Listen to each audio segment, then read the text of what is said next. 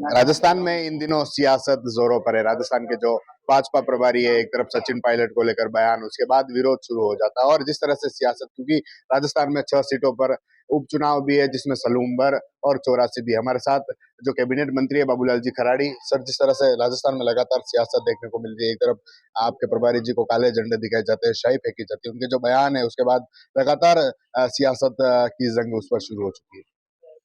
देखिए, हमारे प्रदेश प्रभारी जी ने ऐसा कोई बयान नहीं दिया जिससे कांग्रेस को आक्रोश पैदा हो। और कांग्रेस ने ये फालतू की हवा बनाई है, ये राजनीतिक है और ये नहीं फैलाना चाहिए। आपके क्षेत्र है, आदिवासी इलाका है, सलूम्बर सीट हो, चौरासी, और डूंगरपुर में आप प्रभारी भी हैं। किस नजरिए से देखते हैं, क्योंकि वहां पर जो भारत आदिवासी पार्टी है, वहाँ के 3 विधायक, और उदयपुर और जो सलूम्बर सीट है उस पर भी वही स्थितियां देखने को मिले, तो उसको किस नजर से देखें? देखिए, भारत आदिवासी पार्टी जिस प्रकार से युवा को भ्रमित करने का काम किया, अब युवा समझ रहा है। क्योंकि उन्होंने जो बातें कही थी, तो एक युवा को लगा कि यार ये हमारे लिए सब कुछ अच्छा करेंगे, लेकिन सब कुछ अच्छा हो नहीं रहा है, केवल उनका अच्छा हो रहा है। इसलिए युवा अब समझ गया है, उनको छोड़ रहा है। और निश्चित रूप से हमारे सलूम्बर में बैठक हो चुकी है, हमारी डूंगरपुर चौरासी में बैठक हो चुकी है। हमारे हमने सब योजना भी बना ली है, हमने प्लानिंग कर ली है और निश्चित रूप से हम दोनों सीटें जीतेंगे। जिस तरह से जो मंत्री जी का, प्रभारी जी का दौरा रहा, तो उन्होंने कहा कि जो राजकुमार होते हैं, उनकी जो सोच है वह कांग्रेस की गोद में बैठकर नहीं कर सकते। तो क्या भाजपा मंत्री जी ने भारत आदिवासी पार्टी को बीजेपी में आने का निमंत्रण दिया है?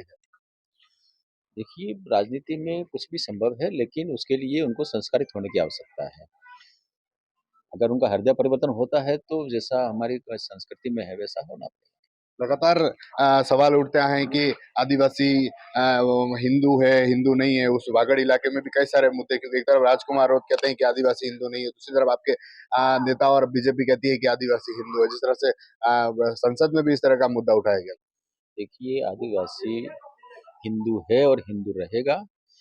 ये लोग जिस प्रकार से आदिवासी हिंदू नहीं, वो उनका व्यक्तिगत राय हो सकती है, सबके लिए नहीं हो सकती है।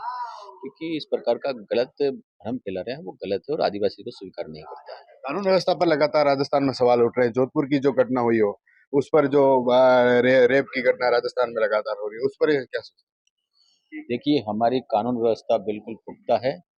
निश्चित रूप से छुट-पुट घटना है, उन्होंने हमें तुरंत गिरफ्तार करके और एक संदेश देने का काम किया, किसी प्रकार की गलती करोगे तो छूटोगे नहीं। कांग्रेस लगातार सवाल उठा रही है कि कांग्रेस राज में जब इस तरह के होते थे तो बीजेपी लगातार आक्रोश होती है, लेकिन बीजेपी राज में इस तरह के मामले लगातार बढ़ रहे हैं। देखिए, कांग्रेस राज में तो मुकदमा दर्ज नहीं होते थे। छोटे-छोटे बच्चों का अपहरण हो जाता था।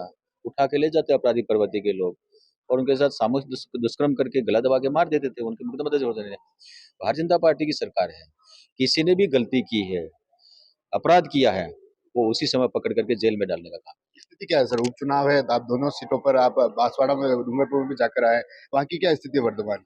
निश्चित रूप से दोनों सीटें जीतेंगे।